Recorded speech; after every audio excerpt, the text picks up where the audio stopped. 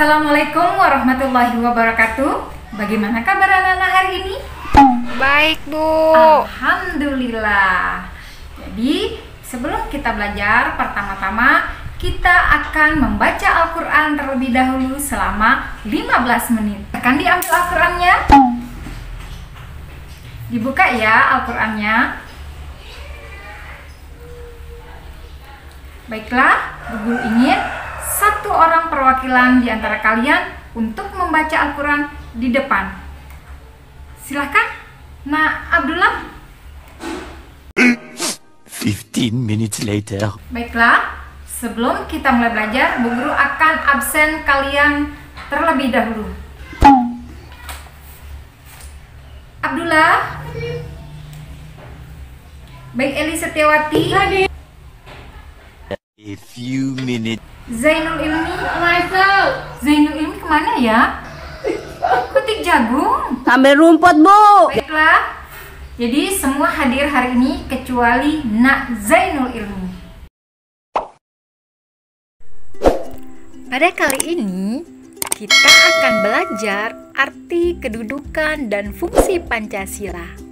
Dalam pelajaran ini, Ibu harap anak-anak mengetahui kedudukan dan fungsi Pancasila dan mampu mengamalkan nilai-nilai Pancasila dalam kehidupan sehari-hari.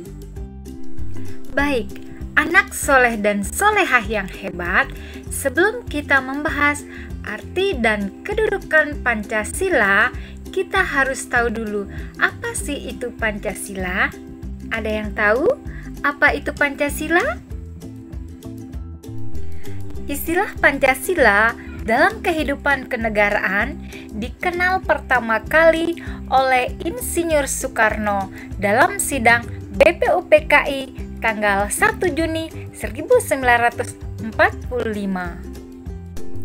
Para pendiri Negara Kesatuan Republik Indonesia pada tanggal 8 Agustus 1945 menyepakati dasar negara adalah Pancasila.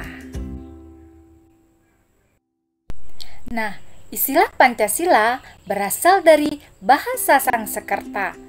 Pancasila itu secara bahasa terdiri dari dua suku kata, yaitu panca dan sila.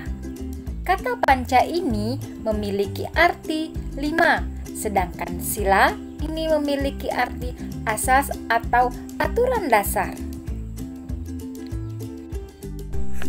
Jadi, jika kita gabungkan, Pancasila itu memiliki arti sebagai 5 aturan dasar yang mengatur penyelenggaraan serta kehidupan berbangsa dan bernegara, khususnya di Indonesia. Nah, sederhananya, Pancasila itu diartikan sebagai ideologi dasar yang berisikan aturan-aturan tentang bagaimana cara kita hidup dan juga mengatur pemerintahan. Oke, sampai di sini paham kan? Jika ada yang ditanyakan, silakan tulis pada kolom komentar di bawah ini.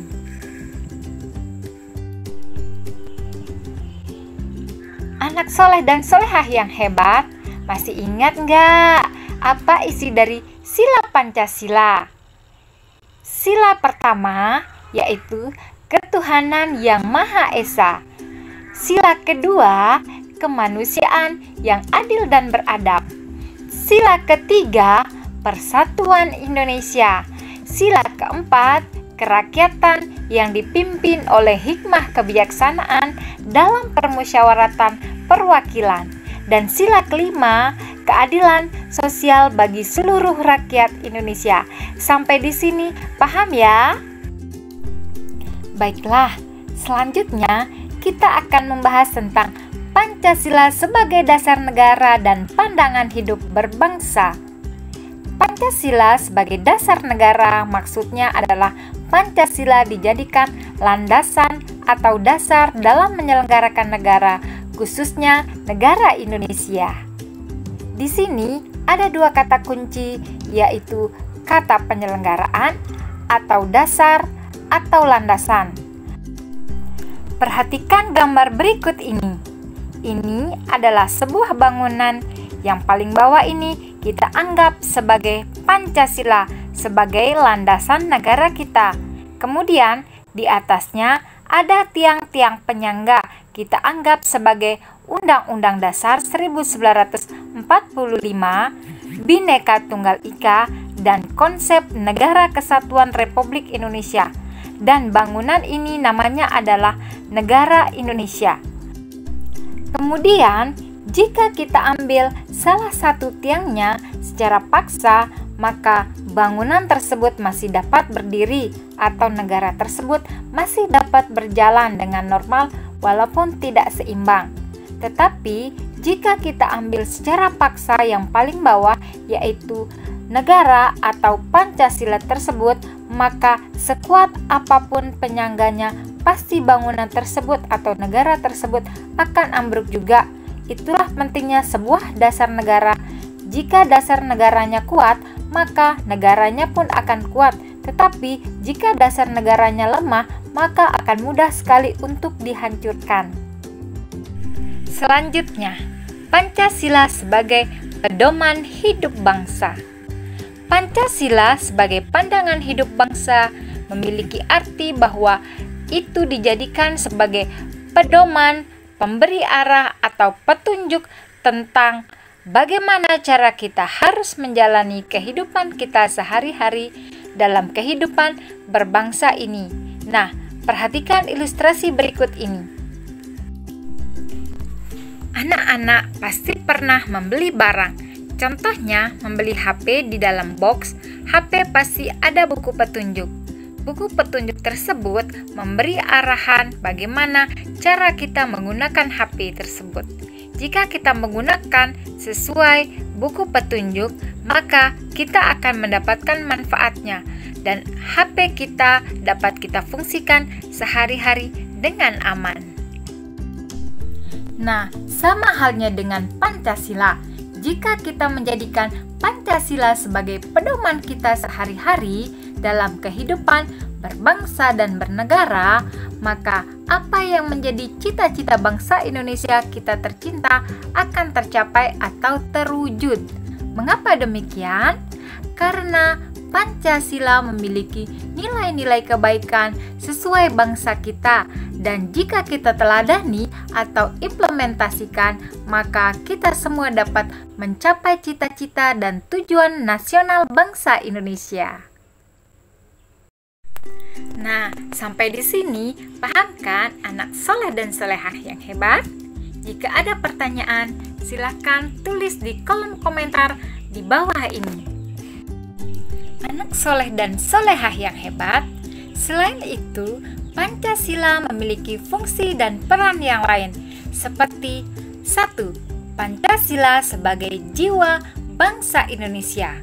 Nah, di sini Pancasila sebagai jiwa bangsa berfungsi agar Indonesia tetap hidup dalam jiwa Pancasila. Setiap bangsa dan negara tentu memiliki jiwa. Dalam hal ini, Pancasila menjadi jiwa bangsa Indonesia. Pancasila sendiri telah ada sejak bangsa Indonesia lahir, yaitu sejak proklamasi kemerdekaan. Selanjutnya, Pancasila sebagai kepribadian bangsa Indonesia. Maksudnya adalah Pancasila sebagai pribadi bangsa Indonesia memiliki fungsi, yaitu sebagai hal yang memberikan corak khas bangsa Indonesia dan menjadi pembeda yang membedakan bangsa kita dengan bangsa yang lain. Selanjutnya, Pancasila sebagai sumber dari segala sumber hukum. Pancasila sebagai sumber hukum berfungsi sebagai sumber hukum yang mengatur segala hukum yang berlaku di Indonesia. Semua hukum harus tunduk dan bersumber dari Pancasila. Setiap hukum tidak boleh bertentangan dengan Pancasila. Setiap sila Pancasila merupakan nilai dasar, sedangkan hukum adalah nilai instrumen penjabaran dari nilai dasar. Selanjutnya, Pancasila sebagai perjanjian luhur. Nah, maksudnya di sini adalah Pancasila sebagai perjanjian luhur telah berfungsi dan disepakati melalui Sidang Panitia Persiapan Kemerdekaan Indonesia tanggal 18 Agustus 1945. Walaupun disahkan Pancasila hanya oleh sebuah Panitia Persiapan Kemerdekaan Indonesia, tetapi PPKI sebenarnya adalah suatu badan yang mewakili suara rakyat. Jadi, Pancasila merupakan hasil perjanjian bersama rakyat. Selanjutnya, Pancasila sebagai cita-cita dan tujuan bangsa Indonesia. Maksudnya di sini adalah Pancasila sebagai cita-cita bangsa memiliki fungsi, yaitu untuk menciptakan masyarakat yang adil dan makmur. Selanjutnya, Pancasila sebagai satu-satunya asas dalam kehidupan berbangsa dan bernegara. Nah, maksudnya di sini Pancasila sebagai satu-satunya asas adalah sebagai konsekuensi ditetapkannya Pancasila oleh bangsa Indonesia sebagai dasar negara dan juga merupakan perwujudan melaksanakan Pancasila secara murni dan konsekuen. Nah, yang terakhir adalah Pancasila sebagai moral pembangunan. Maksudnya di sini adalah Pancasila dijadikan kerangka, acuan, tolok ukur, parameter, arah dan tujuan dari pembangunan. Nah, sampai di sini anak soleh dan solehah yang hebat. Ada yang ditanyakan? Jika ada yang ditanyakan, silahkan tulis di kolom komentar di bawah ini. Baiklah, anak soleh dan solehah yang hebat, itulah materi kedudukan dan fungsi Pancasila sebagai dasar negara dan pandangan hidup berbangsa. Sebelum kita akhiri, marilah kita ucapkan hamdalah, alhamdulillah. Sekian pelajaran kita pada kali ini. Semoga bermanfaat. Wassalamualaikum warahmatullahi wabarakatuh.